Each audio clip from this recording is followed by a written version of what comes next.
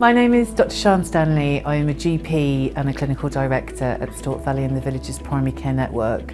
I'm a GP partner at Church Street Surgery in Bishop Stortford. So in 2019 we recruited a children and young people social prescriber, Ben, to try and help parents and the young people navigate through the system, to be able to link them into local services that could offer support and guidance for people who were really feeling very vulnerable at the time. And so that was where the idea came from. And then it has evolved to include Ed, who works with parents and families, and it has evolved also to include Emma, who works with a different cohort of young people. And what that's meant is that we've been able to create an environment where people can get support at a much earlier stage. So we can do a lot more early intervention work.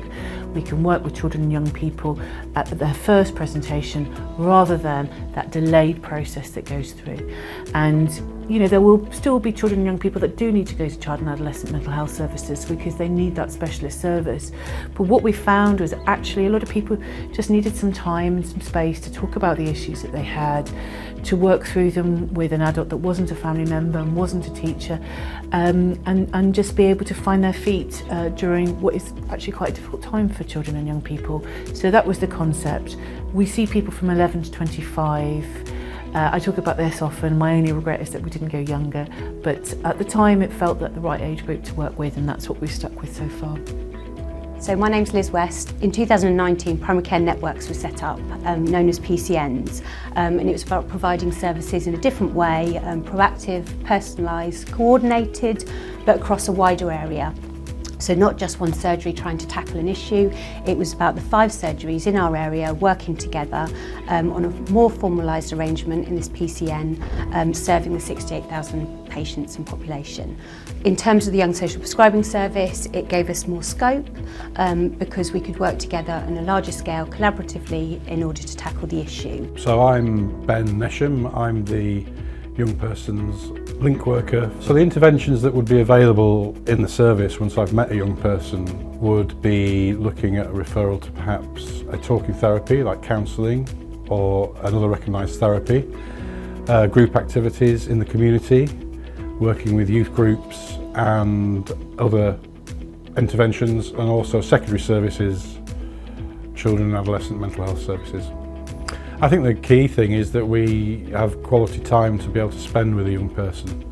So I offer to get to know somebody a 45-minute session initially, and you can actually learn a lot about someone in that time. What we offer would be a service to people who are quite strict around ages, 11 to 25. And within those people, we see various issues. It could be mental health related issues around home, it could be issues around education, gambling issues, substance misuse issues, and sometimes we offer a service where we're just there for someone to chat to. They might just need somebody that's not going to judge them, that isn't going to, that isn't a teacher, isn't a GP, isn't a parent, and we can offer that quality time to somebody just to pick away at what the problems might be, and then we're able to offer that again and again with an open-ended service. And quite often we see people coming back, perhaps 6 months down the line, saying, can I have a chat? And that's good. We're happy, we're here to chat to people. So my name is Emma. I'm an occupational therapist working for the PCN. Yeah, so I think what makes an OT effective at supporting the young people with ASD and mental health issues is the creativity and sort of getting down on a level. So, I mean, if people look through the window, I sometimes see people like checking if the room's free when I'm in a session and I'm lying on the floor rolling up in a rug with a young person, and they're probably looking at it thinking, absolutely madness. Is this what we're paying her for? But actually the results of that for the young people are so effective from the sensory integration point of view.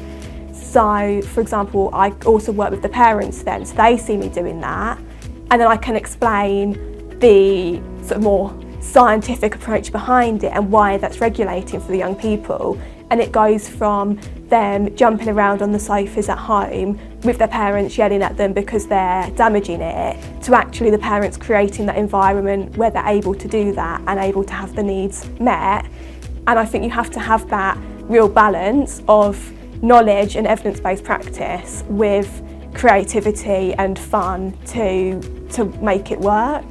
My role supports GPs in the PCN because it's a low-tier intervention before CAMHS. I think sometimes there's a lot of confusion about where to refer young people to if they need extra support, and quite often they don't meet the criteria of needing extra support. So it allows GPs to refer to that early intervention so that they can have something, particularly with the younger ones, where they don't meet the criteria for other organisations. They can have sort of a brief one-to-one session with me, and sometimes it's just reassuring for the parents. I think it helps GPs as well because there's so much paperwork and I take on a lot of that paperwork. So that's probably the thing that the GPs would say they appreciate the most. My name's Ed Anthony and I'm a health coach working for Stort Valley Healthcare. So in my role, what I've seen is huge levels of resilience in local families. I see parents resolve mental health challenges in their children. I see couples come together and have closer, intimate relationships.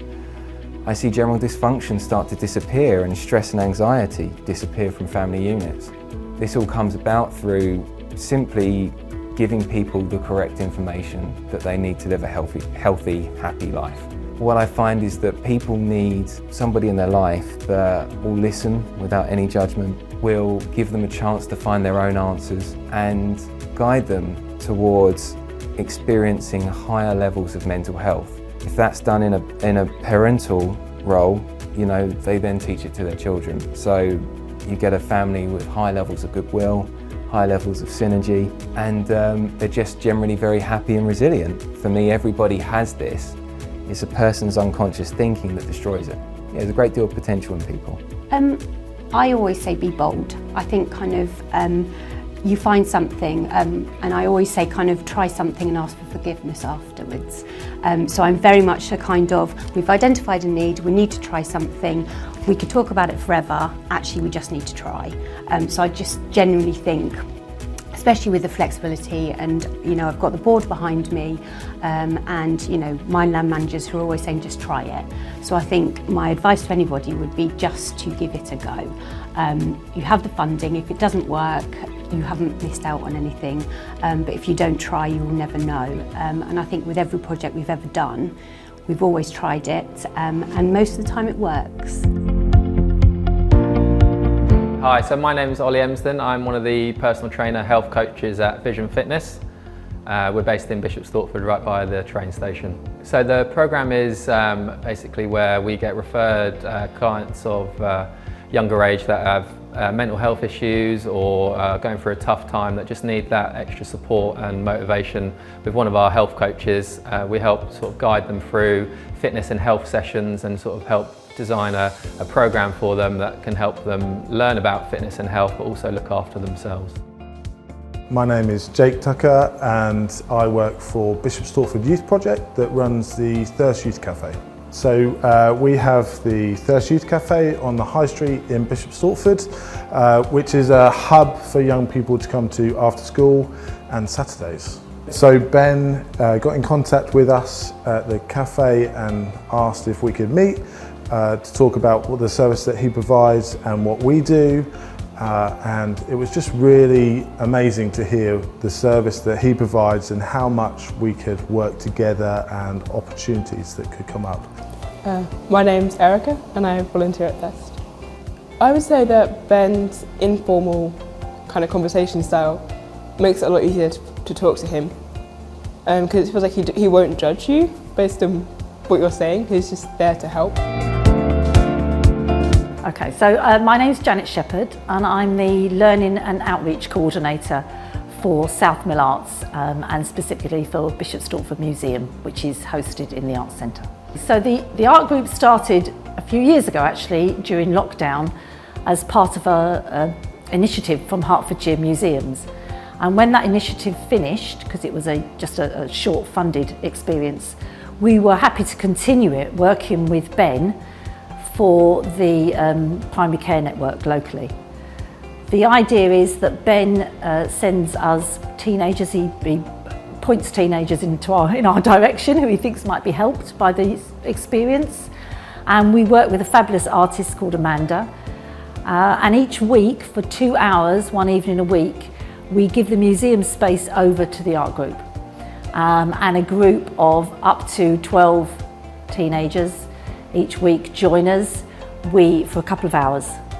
We break in the middle for pizza, which is everyone's favourite moment that we get locally, actually, from around here.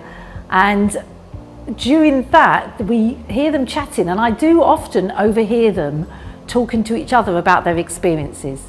So they come to us, and Amanda and I obviously do not know anything of their background. We trust that Ben will tell us everything that we need to know, which he does. And usually we don't need to know much at all, just emergency contact. But we can often hear the teenagers talking to each other, the young people talking to each other about their experiences. And sometimes they do talk to us about whether they've been to school that week or not, or how much they've been out. And it's really nice to see them coming back. Sometimes I think maybe it's the only thing they've come to that week. So it feels really precious. What advice would you have for anybody who wanted to set this particular service up in their PCN? Oh, do it. It's marvellous. It's a marvellous thing. It is super for everybody, for the clinicians, it's a lovely job. The Children and Young People Social Prescriber job is a good one.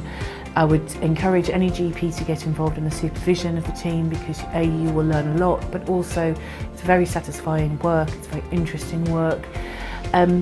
Always recruit from a local community. You really want to get somebody who knows and understands your young people, who knows and understands your local services.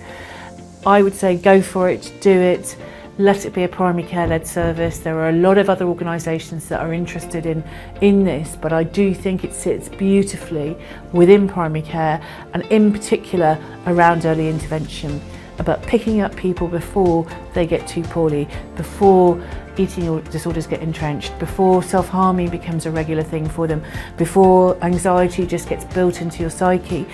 You know, before all these things really start to take a hold of someone's life, we have this unique opportunity in primary care to step in, to help, and to make sure that they don't progress in the future. I'd probably be long buried by the time you know those outcome measures. But if somebody wants to come and see if our children and young people had better psychological health off the back of what we're doing, we'll probably know that in about 10-15 years' time.